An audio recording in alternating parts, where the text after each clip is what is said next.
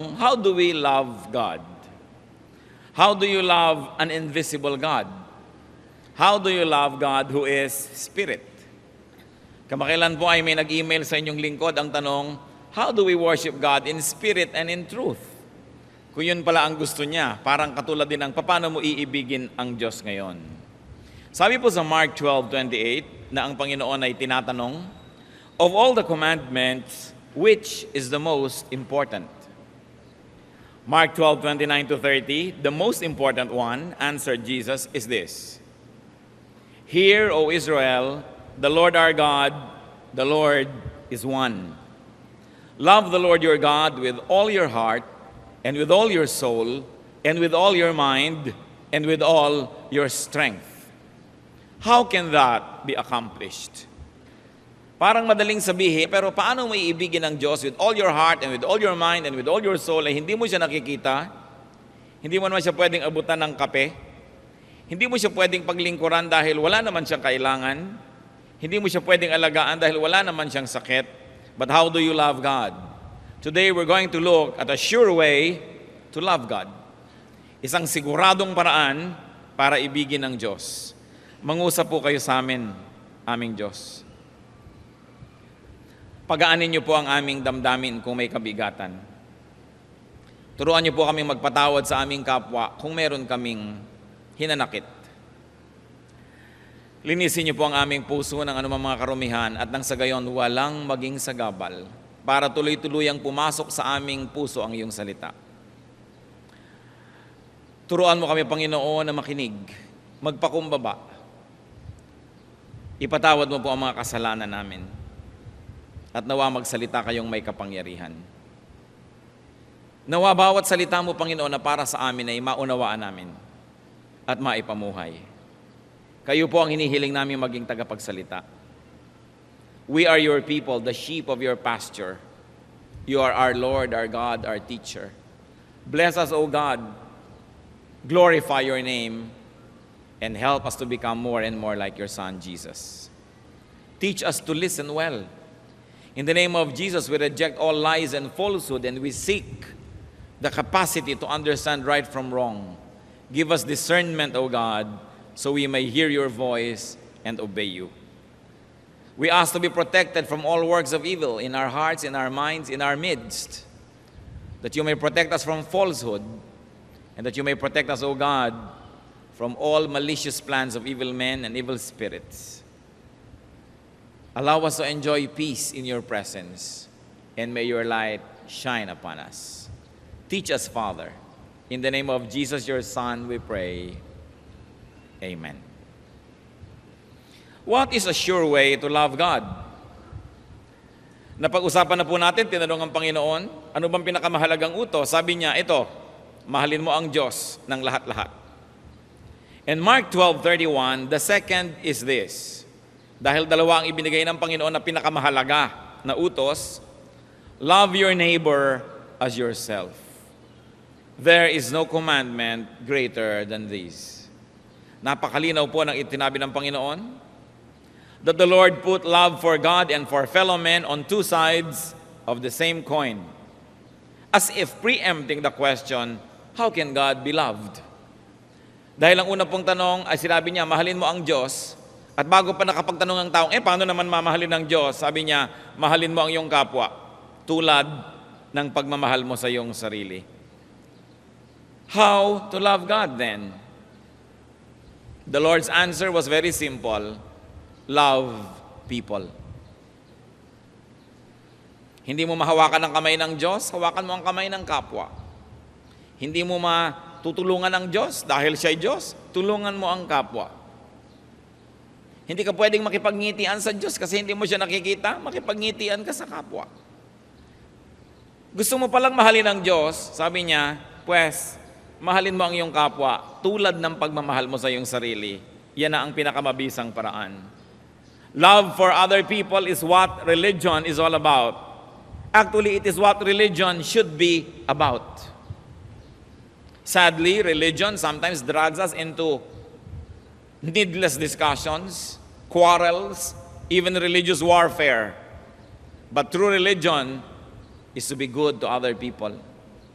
Sabi nga sa Bible, religion that is undefiled before God is this: to visit orphans, widows, to seek, to help those who are in distress.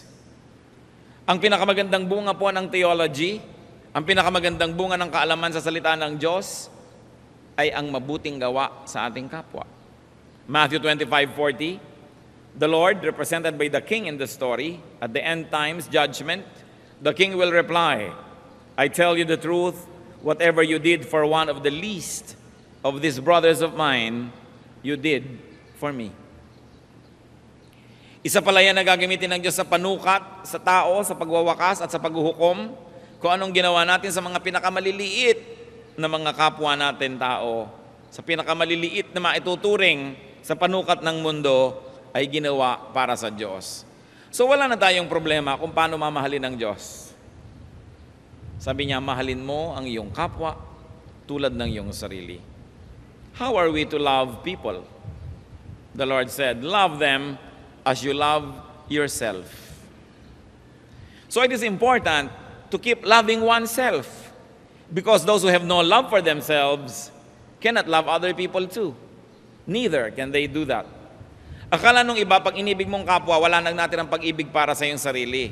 Kaya malinaw ang sinabi ng Panginoon, love your neighbor as you love yourself.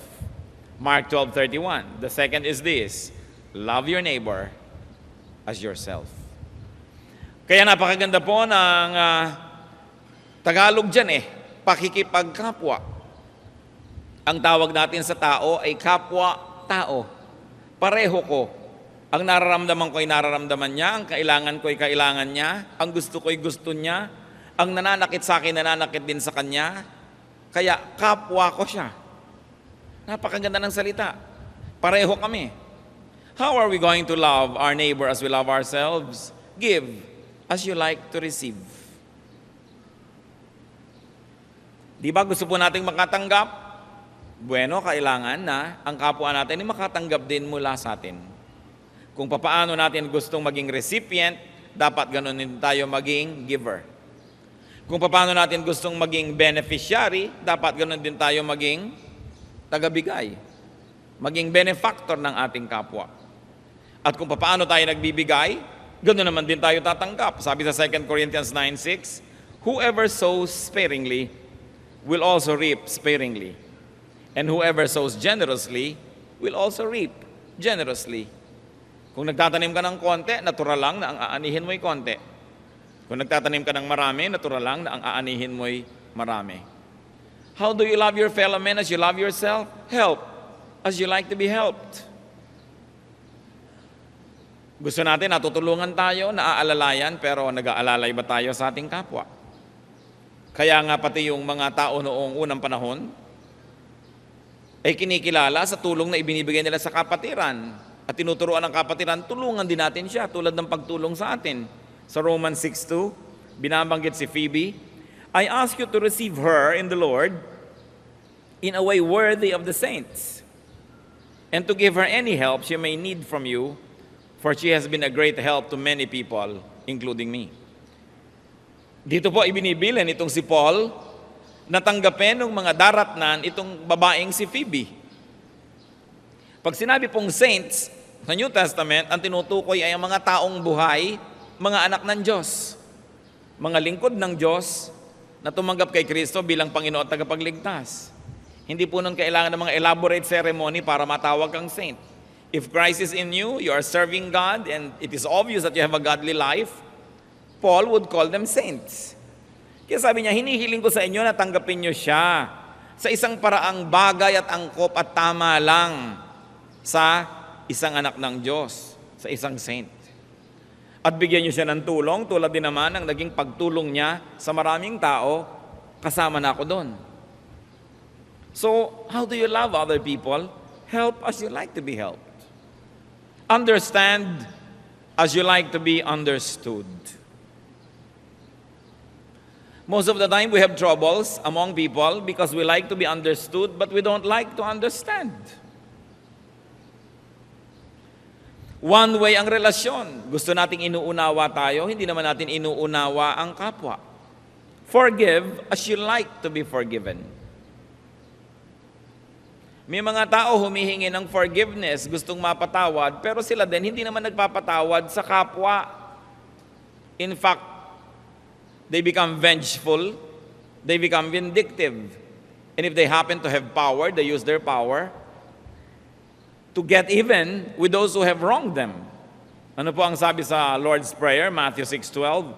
Forgive us our debts, as we also have forgiven our debtors. Ang kausap dito ay ang Diyos Ama, patawarin mo kami, gaya rin naman ng pagpapatawad namin sa iba. Gustong-gusto po natin tayo ay pinapatawad, pero tayo ba nagpapatawad? So love others as you love yourself. Now, forgiveness doesn't mean injustice.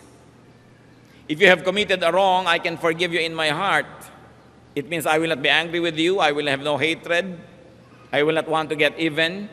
But if you have committed a wrong against society, you have to pay. Because forgiveness doesn't mean forgetting justice and reason. Papatawarin kita, ibig sabihin, hindi sa loob ng puso ko, hindi ako magagalit sa'yo, hindi ako magtatanim ng sama ng loob, hindi kita gagantihan, subalit magbayad ka dapat sa iyong pagkakautang, lalo na sa kung sa lipunan. Halimbawa, merong isang asosasyon, yung treasurer, ginasta niya lahat ng pera ng asosasyon, tapos sinabi niya, I'm sorry, gano'n na lang ba yun? O sige, pinapatawad ka namin, hindi kami magagalit, hindi kami mamumuhi, pero bayaran mo ang ginastos mo. Dapat may katarungan. Ang paghingi ng patawad ay may kakambal na pagsunod sa katarungan, sa katuwiran, at sa tama. Hindi limutan na lang, gano'n na lang. You've got to restitute. Kaya sa Bible, ang mga hukom tinuturuan, a tooth for a tooth, an eye for an eye. Hindi po para sa mga ordinaryong tao yun na nagalit, na tinanggalan kanya ng isang mata, tatanggalan mo rin siya. Tinaga kanya, tatagain mo rin. Ito po yung utos sa mga hukom. Ibig sabihin, kung ito yung inutang nitong taong to, ito ang kanyang atraso, dapat bilang hukom ang ibibigay mo sa kanya at ipapataw mo sa kanyang parusa, katumbas ng kanyang kasalanan. Ngayon, yung mga tao na napagkamalian, tinuturuan, o sige, magpatawad ka, huwag ka na magtanim ng galit, pero kailangan may hustisya. Because God is a God of justice. Kaya tayo po, may mga kasalanan, di ba? Bakit tayo napatawad? Kalimutan na lang ba? Hindi. Nagbayad si Jesus. Kaya ang ating utang na bura, kasi binayaran ni Jesus. Nagbayad. Ngayon, kung walang magbabayad para sa'yo, dapat ikaw magbayad nun. Kaya ang taong wala si Jesus sa kanyang buhay, hindi nagpapaligtas kay Jesus, wala siyang tagapagligtas, sarili lang niya. At kaya ba niyang iligtas ang kanyang sarili? Laging may bayad. Yan ang nire-require ng Diyos. In-exempt tayo sa bayad ng kasalanan, pero binayaran pa rin, anak ng Diyos ang nagbayad. Ganun kahalaga ang pagbabayad. Sana sasabihan na lang ni Jesus, o sige, patawarin na ang lahat. Kalimutan na lang. Pero hindi ganun ang Diyos eh. Dapat may bayad. Ang ginawa na lang ng Diyos para tayo mailigtas, siya ang nagbayad. So kung may utang ka di mo binayaran ng magulang mo, edi bayad na. Pero kailangang bayaran ang utang. Iba yung pinapatawad sa loob ng puso, iba yung exempted ka na sa consequence of what you did. So it's important. You forgive as you want to be forgiven. And also, you respect as you like to be respected. Gustong-gusto natin, pag nagsasalita tayo, makikinig ang tao, pero pag nagsasalita sila, nakikinig ba tayo? Gustong-gusto natin, sinusunod tayo ng mga nasa ilalim sa atin at ating mga nasasakupan, pero masunurin ba tayo doon sa nakakataas sa atin? Kaya sabi, love others as you love yourself. Hindi na hiningi ni Lord na love others and forget about yourself. Sinabi niya, sige, go on loving yourself, it's all right. Just don't forget to love others the same way you love yourself. And comfort as you like to be comforted. Lahat po ng nakakatanggap ng pag-aalo, pagpapalakas ng loob, paghimas ng Panginoon, sa ating paglakas, ay meron naman tayong tungkulin na gawin yon sa ibang mahihina. 2 Corinthians 1:4, God comforts us in all our troubles, so that we can comfort those in any trouble with the comfort we ourselves have received from God. Pinagiginhawa tayo ng Panginoon upang ang kaginhawahang natatamasa natin mula sa Kanya ay maipadama natin sa iba na nangangailangan din ng ganong ginhawa. So, kung anong tinatanggap natin sa Diyos, ganon dapat ang ginagawa natin at ibinibigay sa tao. Kung anong gusto nating tanggapin mula sa Diyos, ganun dapat ang handa nating ibigay sa tao. At kung yun ang ibinibigay natin sa tao, ihanda din natin ang sarili, yun din ang ating tatanggapin. Accommodate as you like to be accommodated. Sasabihin natin, napakasimple naman itong mga ideya na to.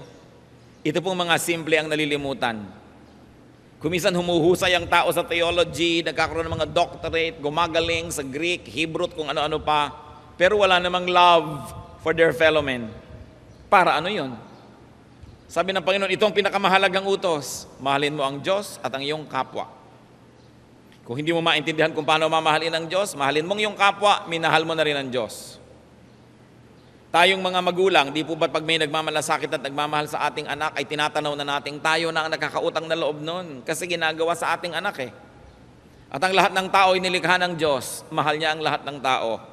Kaya ano man ang paggawa ng mabuti sa tao, hindi yun nililimot ng Diyos.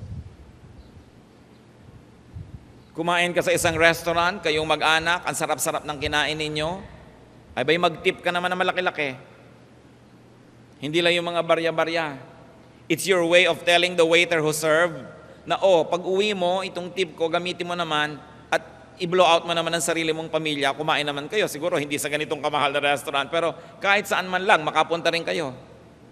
O kung may mga 5 tulad ko na nagbigay sa ng tip, ay dadala mo na rin ang iyong pamilya at magkakaroon na rin kayo ng ganitong klaseng kasiyahan. Kasi mahal mo ang iyong kapwa.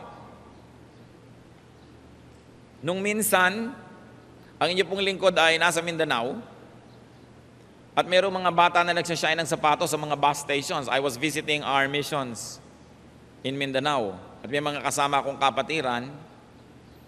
Meron pong isang bata na nag-shine ng sapatos ko na hindi ko naman kailangan shinein yun at madudumihan din uli, pero sige na nga na magkaroon ka ng hanap buhay, shinein mo. Bulong ng bulong po sa atin yung mga kasama natin, mga taga roon. 5 piso lang yan, 5 piso. 5 piso. Sabi niya, siyempre, 5 piso. Ngayon, nung binigyan ko yung bata ng 100, tapos ang kwento, but it was only many years later na sinabi sa akin nung isang nakakita, alam niyo po, Pastor, nung binigyan niyo ng 100 yung bata, offended na offended ako. Ang feeling ko, nagtatapong kayong pera. Kapastor-pastor niyo pa naman. Pero ngayon, sinasabi ko na sa inyo kasi ngayon ko lang naunawaan. Sabi ko, paano ko pwedeng itapon ng pera na ibinigay mo sa isang batang mahirap? Paano matatapon yon? Paano matatapon ng pera na ibinigay mo sa isang waiter na alam mong baka minimum wage o trainee? Na ang anak noon, asawa, walang inabangan sa pag-uwi niya, kundi nakatip ka ba? Paano maitatapon ang isang perang ibinibigay mo sa isang maralita? Sa isang nangangailangan? At sa palagay nyo, hindi malulugod ang Diyos na nagbibigay kang ganon? Hindi pagtatapon ang pagbibigay lalo sa mga maralita. Lalo pa nga at pinagtatrabahuhan nila. Sometimes you have to agonize if you're going to give to the needy or the deserving. Kumisa, nag-iisip din ako noon, will I give to the needy or to the deserving? Ngayon, para huwag ka na lang malito, as the Lord enables you, bigyan mo na lang pareho. Pero ang mahalaga, isipin mo kung ikaw yun. Gusto mo makatanggap ng barya-barya? Gusto mo bang labandera ka? Ang usapan ninyo, 200 o 250 o kung magkano man a day. Pero talaga naman kahit lahat ng nakakabit na kortina hanggang tricycle at jeep, itatanggalin pa para talagang malaban mo lahat at nang talagang sumuka ka ng dugo bago mo kitain ng 250. Gusto mong gawin sa labandera mo yun, ilabas yung lahat, dali, para sulit na. Baligtarin mo, kung ikaw yung labandera, matutuwa ka ba isang bunton itong lalaban mo na to for 250? O matutuwa ka ba na 250 ang usapan, biglang ginawang 300, biglang ginawang 400? Ipaghihirap nyo ba yon? Pero kung minsan sa ating kapwa, lalo't nagigipit, napakalaking halaga, napakalaking bagay. Ito po ang gustong-gusto kong makita sa mga Kristiyano. Na kahit hindi tayo mayaman, tayo palabigay. Tayo galante. Kasi hindi pwedeng matapon. Kita yun ng Diyos at napupunta sa mga nangangailangan. Hindi yung kulang na lang talaga, pigain mo yung dugo ng gumagawa para isulit mo hanggang kahuli-hulihang sentimo ng ibabayad mo sa Kanya. Mano ba namang minsan na ang labandera mo, 2:00 pa lang ng hapon, tapos na dahil konti lang pinalaban mo. Kailangan ba talaga hanggang hindi lumulubog ang araw, hindi siya makatayo dyan sa labahan? Kailangan bang laging pigain ang kapwa? We can be kinder, we can be nicer, if we like to love God. Mano ba naman nadagdagan ng sweldo ng ating mga kasama sa bahay? Kung kaya nyo naman. Kung hindi nyo kayang lagi, paminsan-minsan dagdagan. Kung may iaabot tayo. Ito ang nais makita ng Diyos sa mga relihiyoso. Pag-ibig sa kapwa. Pagtulong. Kahit hindi inaasahan at hindi kailangan. Very importantly, you want to love God? Talk about others as you would like to be talked about. At isa ito sa isang bagay na katakataka sa inyong lingkod at marahil sa inyo man katakataka.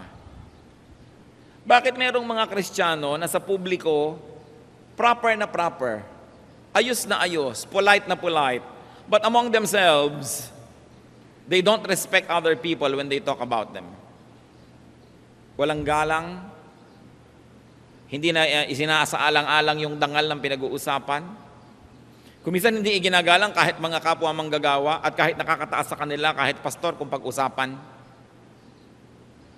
Nalilimutan, parang isa lamang na palabas ang pagiging makadiyos pagka nasa entablado at kaharap ng maraming tao, hallelujah, hallelujah, hallelujah. Pagkatapos pag nasa likod na ay kung ano-ano na lumalabas sa bibig. Kapintasan ng kapwa, mga reklamo, na alam nating hindi yun ikinalulugod ng Diyos. Kuminsan worship leader, song leader, tapos ang lalabas sa bibig later on, mga kapintasan, mga reklamo tungkol sa kapwa. Talk about others as you like to be talked about. Sabi ni Lord, love others as you love yourself. And then obey as you like to be obeyed. Many people have problems with this. They like all their subordinates to be very obedient, but they are not obedient to their superiors. Ephesians 6:5-9, obey your earthly masters with respect and fear, and with sincerity of heart, just as you would obey Christ. And masters, treat your slaves in the same way. You cannot be a good leader if you are not a good follower first. You cannot be a good leader if you are focused on making a personal kingdom. What is leadership? Leadership is trust from God. Leadership is a responsibility. Inilalagay sa iyo ng Diyos ang mga taong nasa iyong ilalim ng iyong administrasyon, ng iyong pangunguna, para mo arugain, para alagaan, para turuan, tulungan, hindi para sila pagsamantalahan, hindi para sila gamitin lang pampataba ng iyong puso. So value people as you like to be valued. Romans 12:10, honor one another. The problem with many people is that they honor themselves and not honor other people. Kaya sabi ng Panginoon sa Luke 3:31, do to others as you would have them do to you. Kung anong nais mong gawin sa iyong kapwa, yun ang gawin mo muna sa kanila. Kaya kung minsan, sabi ng iba, the greatest revenge is when there is a role reversal. Ang pinakamaganda daw revenge ng father sa kanyang son is when the son becomes a father already. Ayan, nakaganti na ako sa iyo, magulang ka na rin.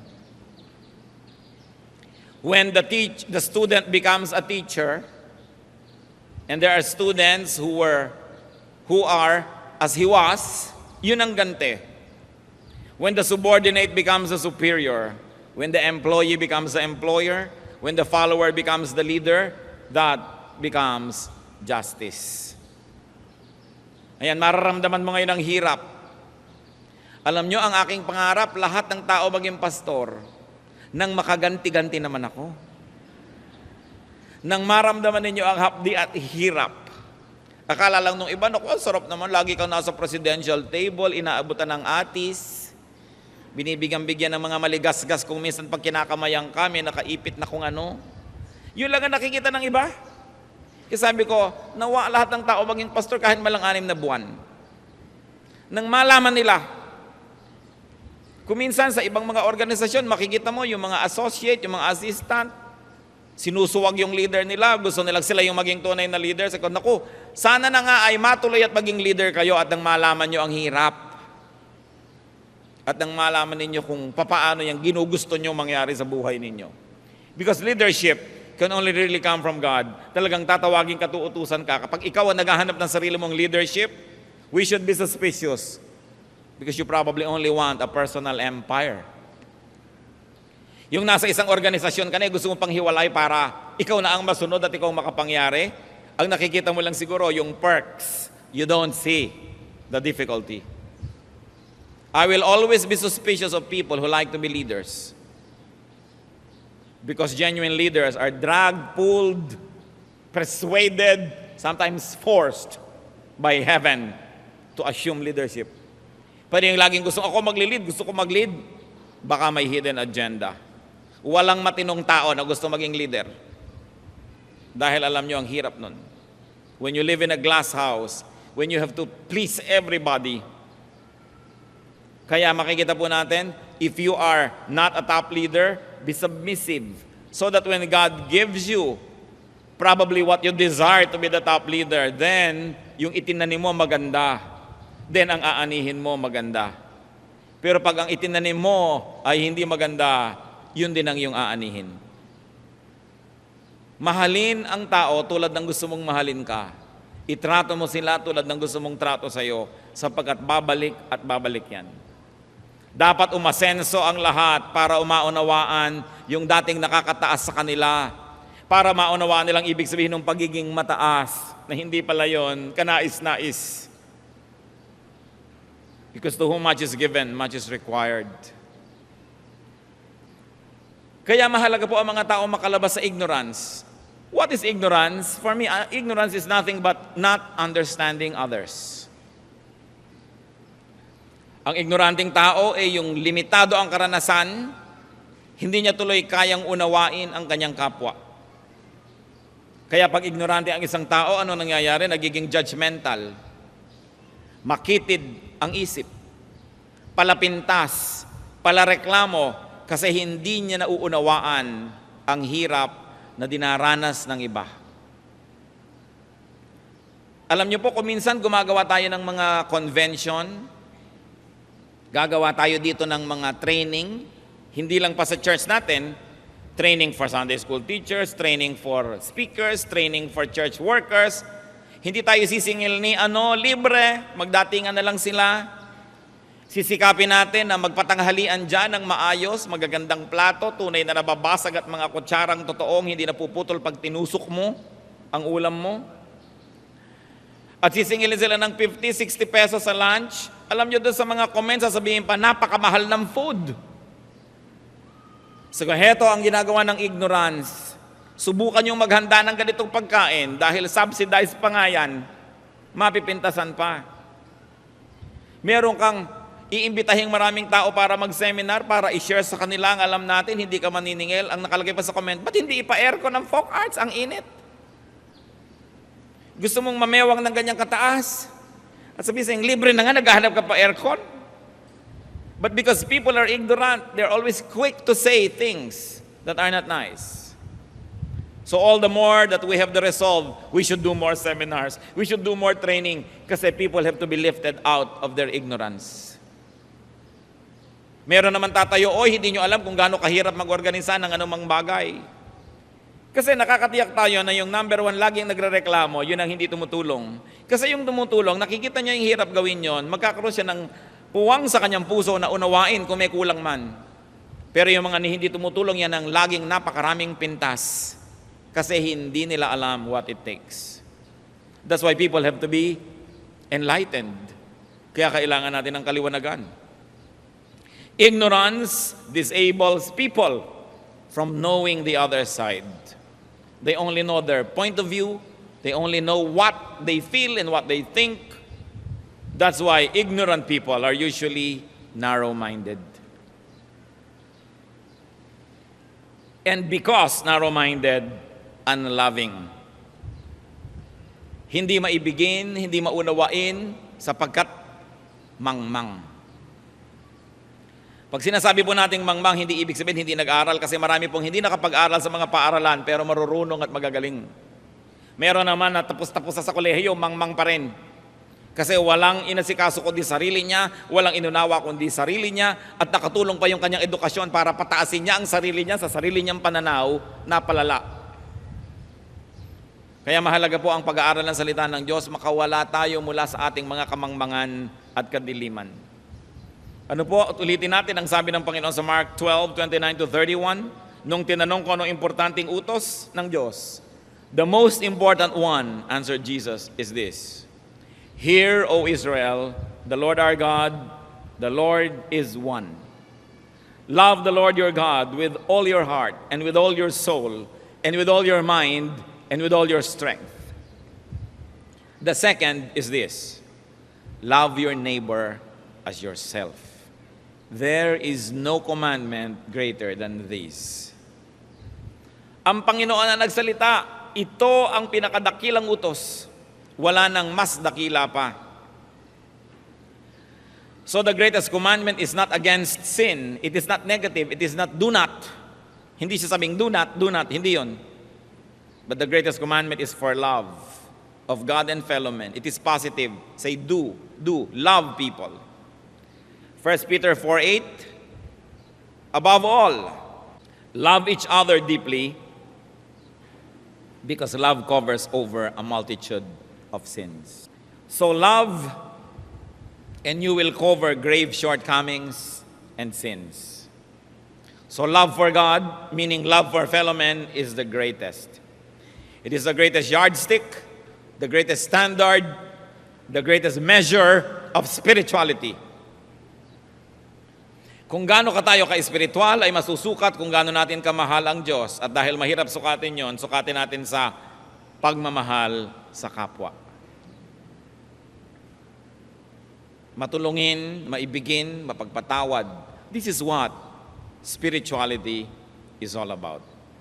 Sabi po sa 1 Corinthians 13:1-3, I like to read from the Revised Standard Version. If I speak in the tongues of men and of angels, but have not love, I am a noisy gong or a clanging cymbal. And if I have prophetic powers and understand all mysteries and all knowledge, and if I have all faith, so as to remove mountains, but have not love, I am nothing. If I give away all I have, and if I deliver my body to be burned, but have not love, I gain nothing.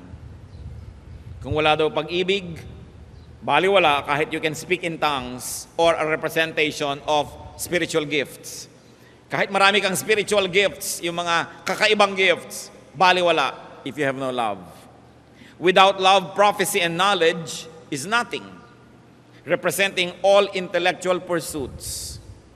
Yung isa, yung spiritual na mahirap sukatin sa karunungan, yung isa naman prophecy and knowledge. At sabi, if I have all faith as to remove mountains. So, talking about hyper faith, kaya ng faith mo na magawa ang lahat ng bagay pero wala ka pa rin pag-ibig, baliwala. And if I gave away all I had, even if I had charity, to the point of allowing my body to be burned as a sacrifice for others. Sacrifice. It means nothing if you don't have love. So without love, spiritual, intellectual faith and gifts, faith, charity, and sacrifice mean nothing. And you should take note that these things are what's important to many religions. Speaking in tongues or spiritual gifts, prophecy, knowledge, intellectual pursuits, faith, prayer, charity and good works, sacrifice, pag-aayuno, pagpapasakit. Sabi, walang kwenta ito kung walang pag-ibig. And let's continue 1 Corinthians 13:4-7. Love is patient and kind. Love is not jealous or boastful. It is not arrogant or rude. Love does not insist on its own way. It is not irritable or resentful. It does not rejoice at wrong, but rejoices in the right. Love bears all things, believes all things, hopes all things, endures all things. Ito yung pag-ibig na hinahanap sa atin. Hindi makasarili, mabuti, mabait, hindi mag-inggitin, hindi mapanibaguin, hindi mayabang, hindi mapagmataas, hindi iginigiit ang sariling kagustuhan, hindi madaling magalit, mapagpakumbaba. Ipinagbubunyi ang kabutihan, ipinagbubunyi ang tagumpay ng iba. Nagtitiis, nananalig, umaasa, nagpapakasakit. Very basic. But we really should all go back to basics. Lalo't nakakalimot tayo. Sometimes our concept of our faith becomes so sophisticated that we discuss so many theological and high-sounding terms. But at the end of the day, God will measure us through our love.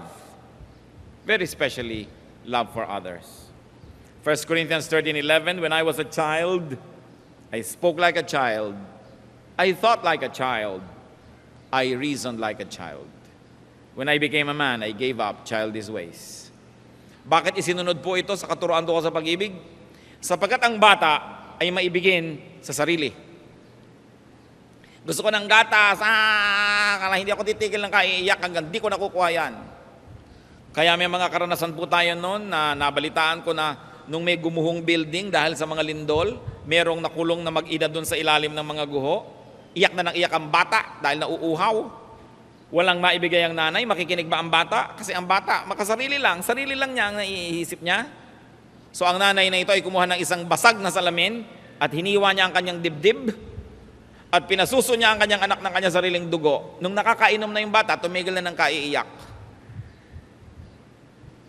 Dahil magulang, dahil bata. At sinasabi, nung bata ako, nag-iisip ako, kumikilos, nangangatwiran na parang bata. Pero hindi na ako bata ngayon. So titigilan ko na ang pagbabata-bataan. So sino po ang bata? Lover of self only. Sino yung mature? Those who love themselves and love others the way they love themselves. So we should mature. Hindi na tayo bata sa pananalig. Hindi na tayo bata sa edad. Dapat na tayo ngayong marunong mag-isip tungkol sa ating kapwa. So kung ikaw tong anak, alam mo naman ang mga magulang mo ay hindi naman maluwag sa buhay, huwag ka nang humingi ng ala Disneyland na debut. Matanda ka na, makisali ka na sa problema ng pamilya. Alam mo naman na hindi kayo maluwag sa buhay, ang gusto mo pa yung cellphone na pag piniga, may lumalabas pang folding bed. Kung ano-ano nang lumalabas kayo sa cellphone, hindi naman kailangan sa pagtawag. Bakit kasali pa ito? Pampamahal. Hindi tayo nagdedemand ng mga bagay na alam natin nahihirapan naman yung mga mahal natin sa buhay para ibigay. Although natutuwa sila magpakasakit para ibigay sa atin, pero hindi na tayo bata. Dapat nakikisama na tayo sa pananagutan ng mga matatanda. Ganon din sa church.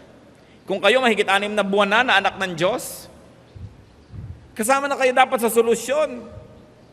Hindi na lagi na lang sino pinagsisilbihan, binabati, dadali sa silya, papaypayan, tuturuan, kakantahan, ipapanalangin. We graduate from that level. And we graduate to the level of maturity where we are now the ones na humihiwa sa ating dibdib ng salamin ng bubog para makapagpainom sa nauuhaw.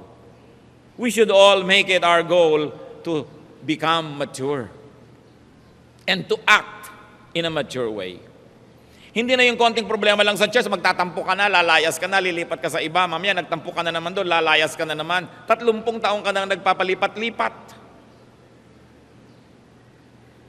Siyempre, walang perfect church, and when there's a perfect church, please don't join it, because the moment you join it, its perfection is destroyed.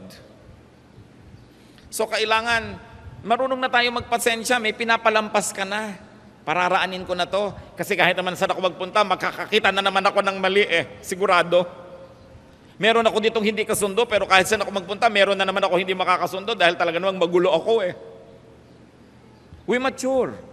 We learn to endure. We don't escape every trouble, but we try to solve. And even if it could not be solved at the moment, we endure. That's what maturity is all about. Nakakakita ka ng problema sa isang department ng church, tumulong ka, alam mo palang tamang gawin, sumali ka. Pero hindi yung sasali ka, gusto mo everything is served to you on a silver platter. Kakanta ako pero ilagay ako sa magandang lugar, bigyan ako ng mic, tamaan ako ng ilaw.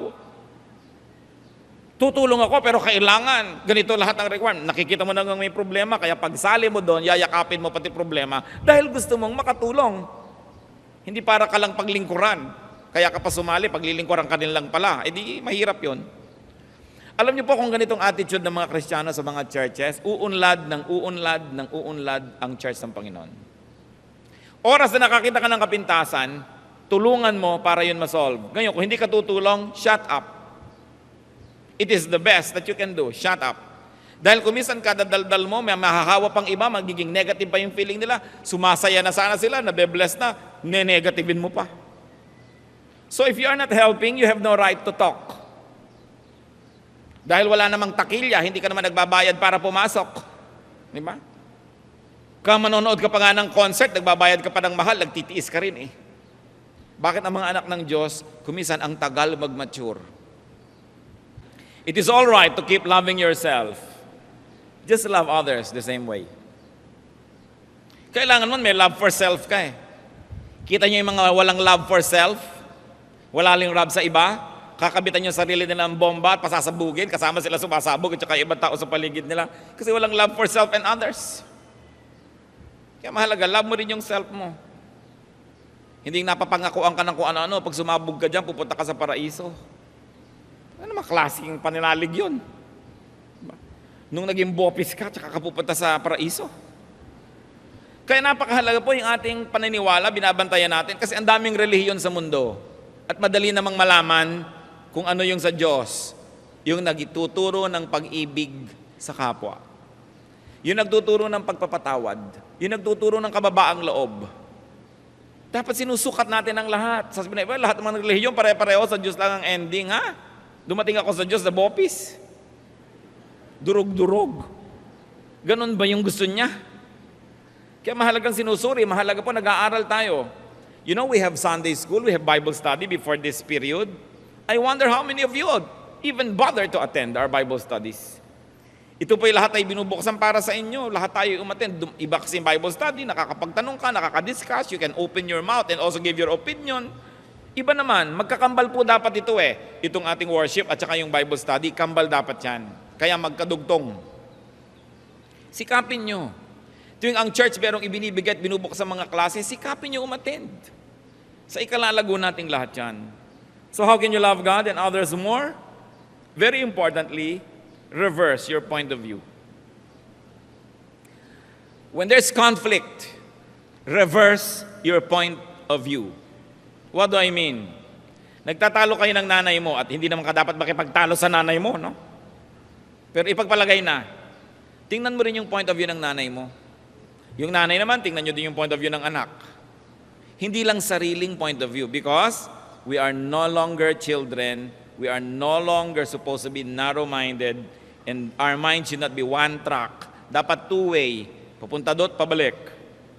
Think and feel as the other person would. Because that's what Jesus said, love others as you love yourself. It's the sure way to love God. To love others is the purest form of religion.